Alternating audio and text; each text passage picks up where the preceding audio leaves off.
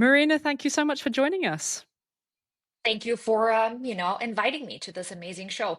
I feel like a very strong European, so when I saw the title of your podcast, I was like, I will participate. I will join.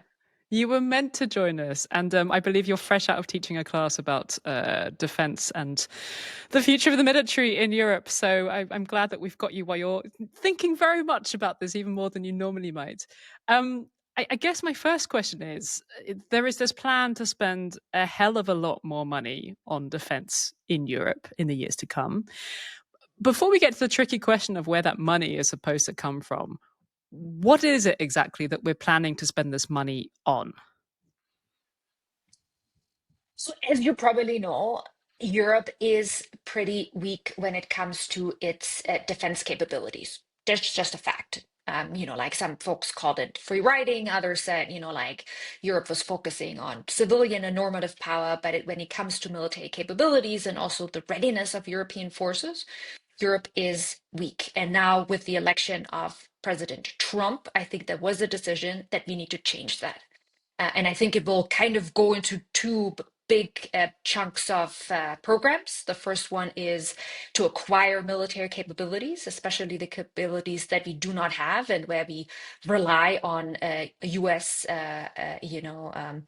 equipment so far. And the other thing I think is also to build up our forces. So this is personnel and this is training.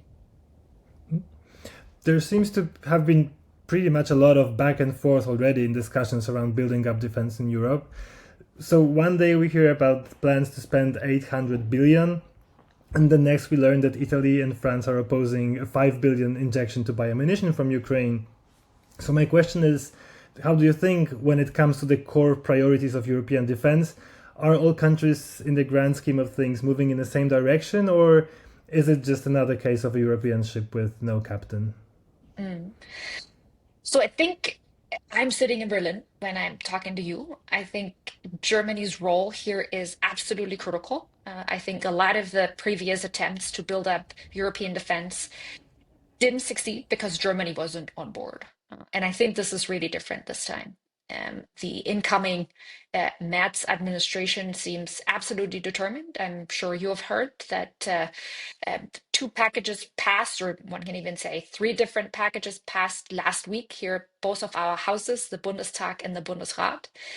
And and defense is front and center. And I really think that Germany is serious at this time. And so, if Germany, as still the largest European Union member state, is serious about defense, I think something will happen. Of course, like there will always be some countries that don't join.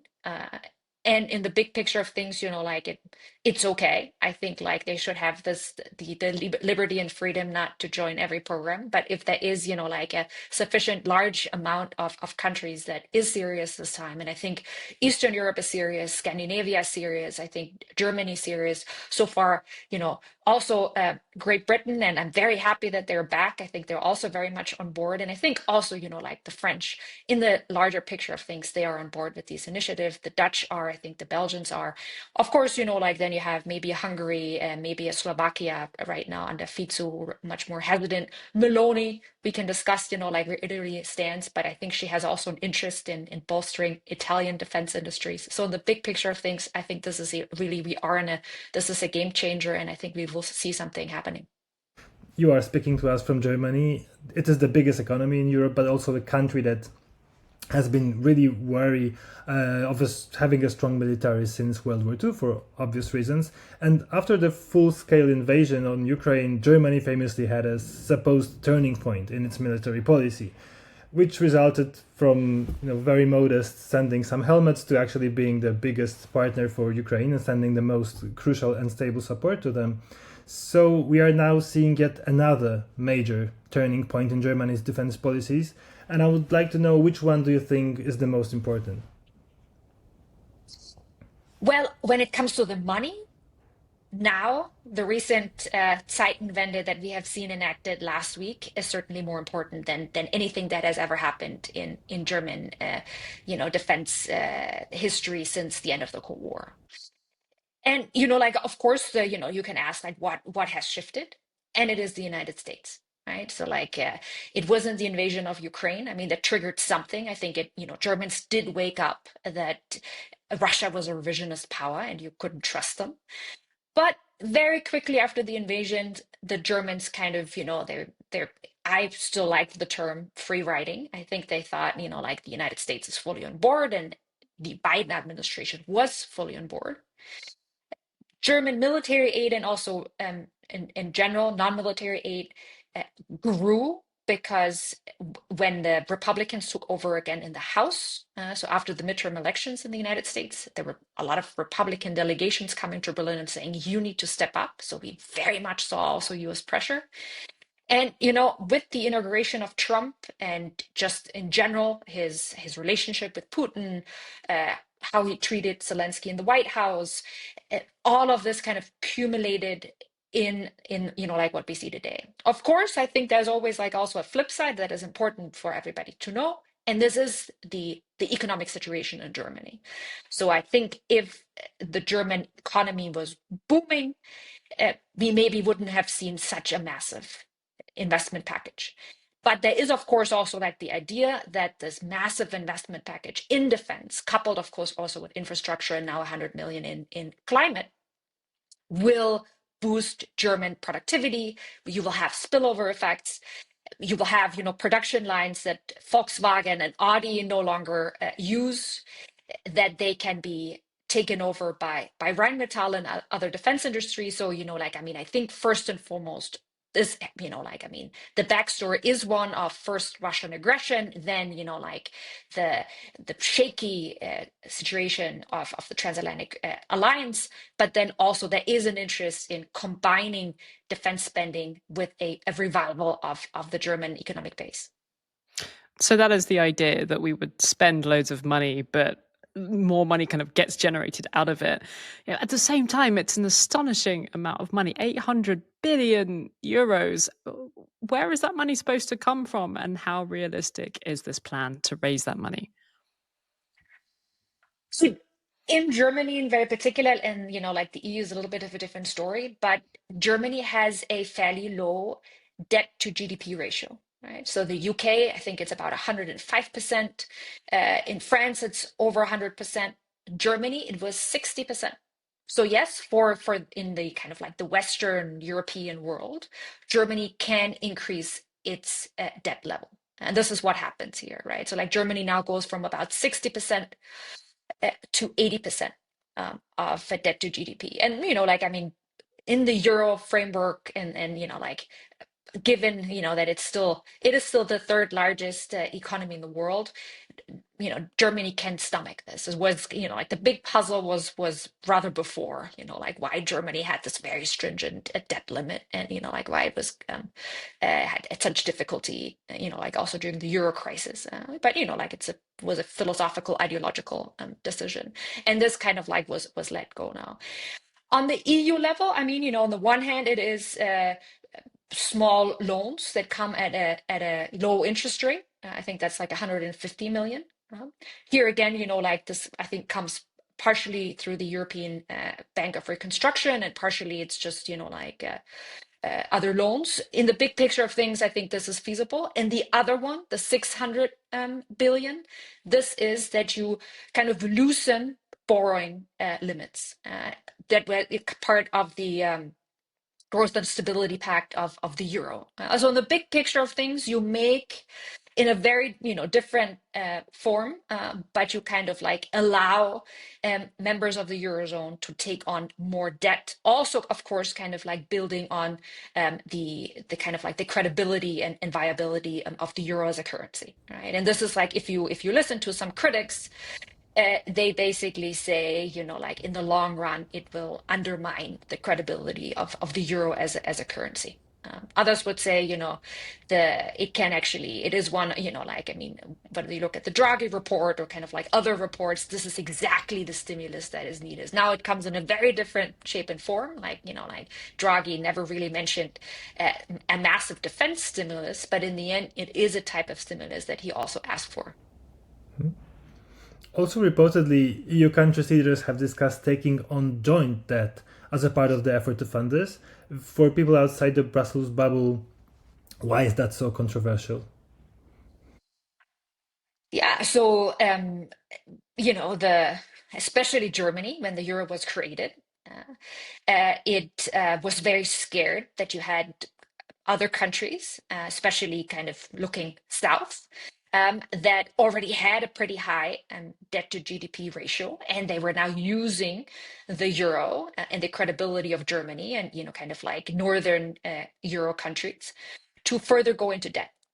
And kind of um, not have a good control of their spending habits, right? So like the Germans, but also the Dutch, saw themselves as very controlled public spenders and very reasonable public spenders, and like then folks were being excused, but it starts in France and then Italy and Spain and Greece, of course, that like they were kind of wasting a lot of their resources. And so like when the euro was created, there were very stringent criteria on how much debt you could actually issue.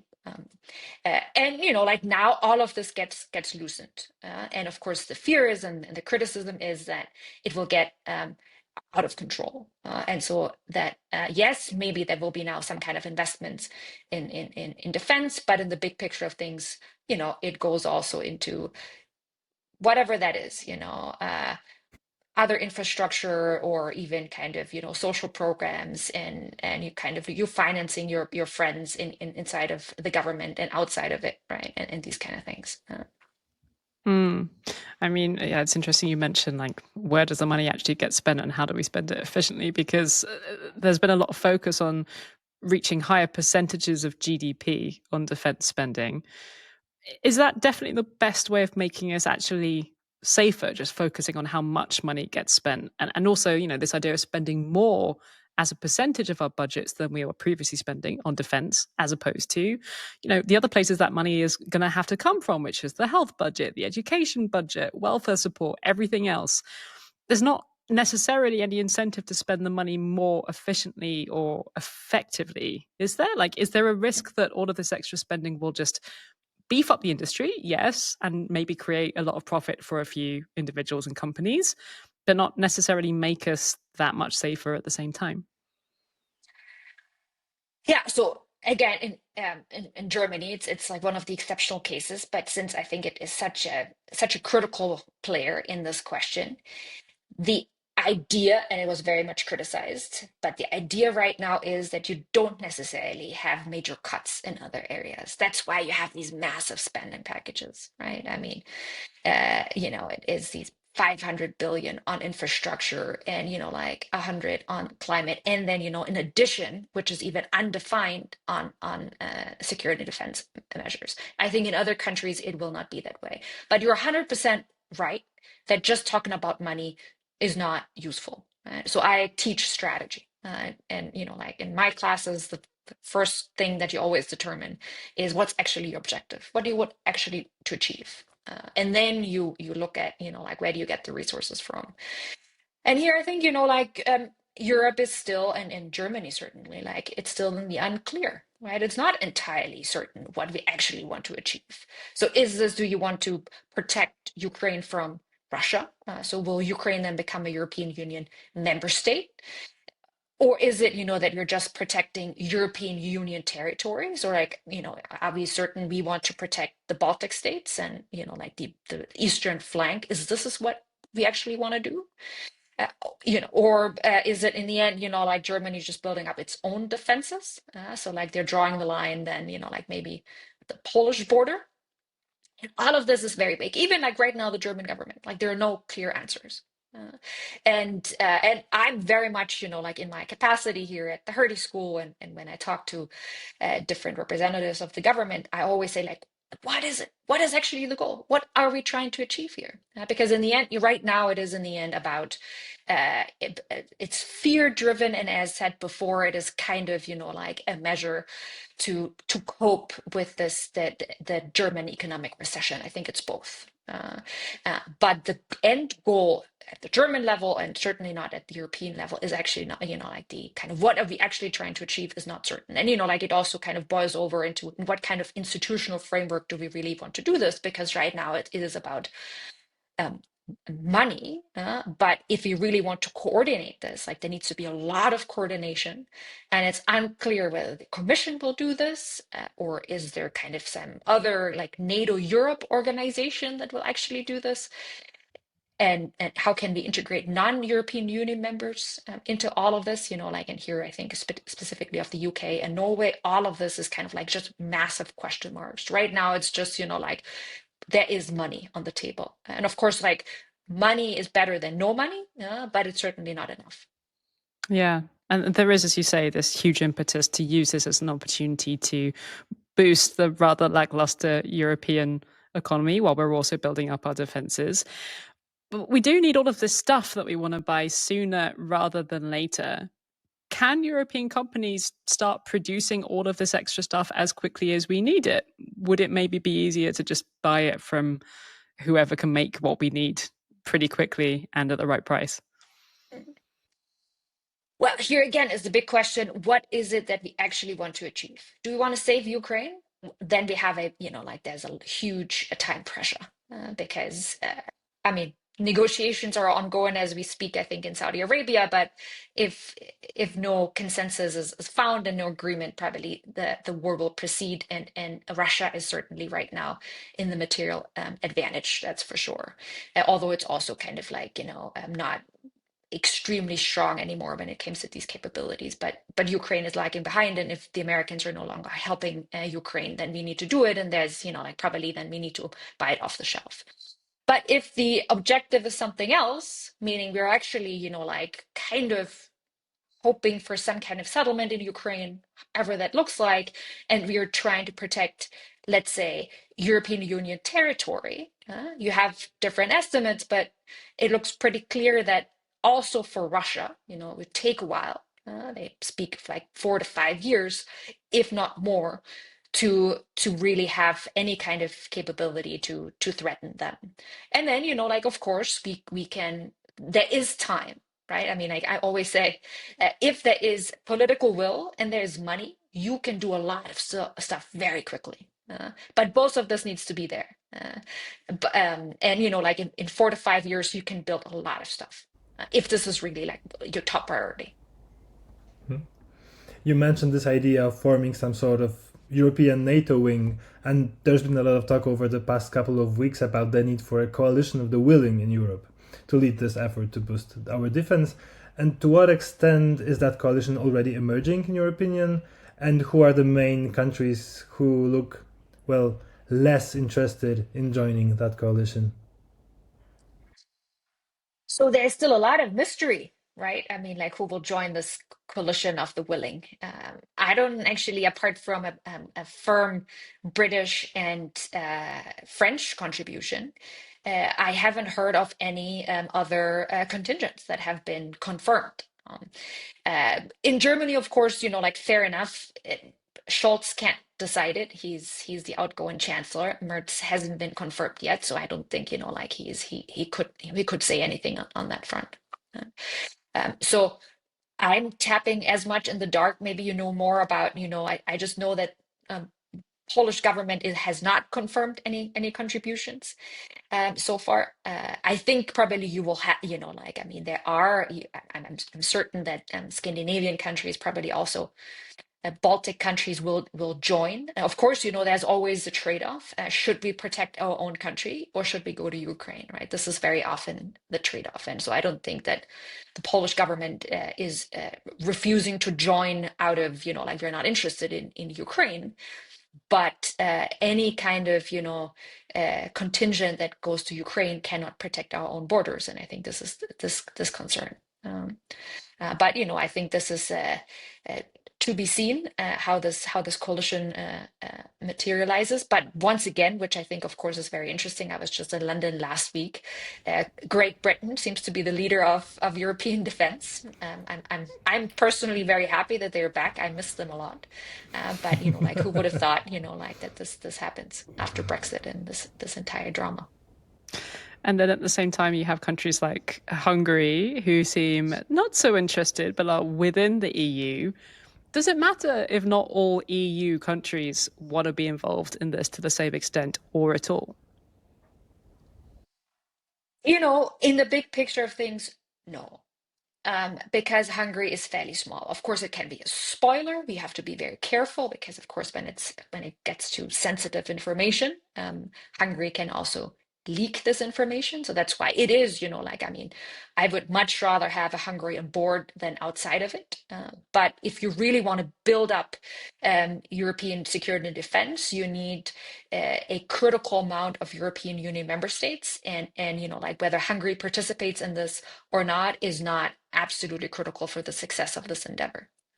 So if France or even in Italy, if Germany would completely oppose it and obstruct it, I think it gets much more complicated. But for the time being, Hungary is not potent enough to kind of completely stall this initiative, right? But again, it can leak information, it can just cause trouble. Every single time we see this, there have to be negotiations. Basically, the Hungarian leadership gets bribed, right? So then somehow, kind of agree to some kind of deal. There's special bilateral deals often done. All of this is like extra noise, extra complication that we don't need. But I think if Europe really wants to rearm, then I think it can do it without necessarily having Hungary on board. Yeah, so also some numbers caught my eye recently. Poland allocates almost 5% of its GDP to defense. Baltic countries spend between 3.5% to 6%. Portugal has made a heroic pledge to reach 2% by 2029. And Spain lags behind at just 1.3%, and they're having a really hard time increasing that number. So I was wondering, you don't need to be a scholar to see the pattern, and I still believe that defense and defending ourselves against Russia is essentially a pan-European challenge. So do you think there's a chance that this burden could be distributed more evenly? So look, and by the way, in all big countries and federations, in the United States is the country that I know the best.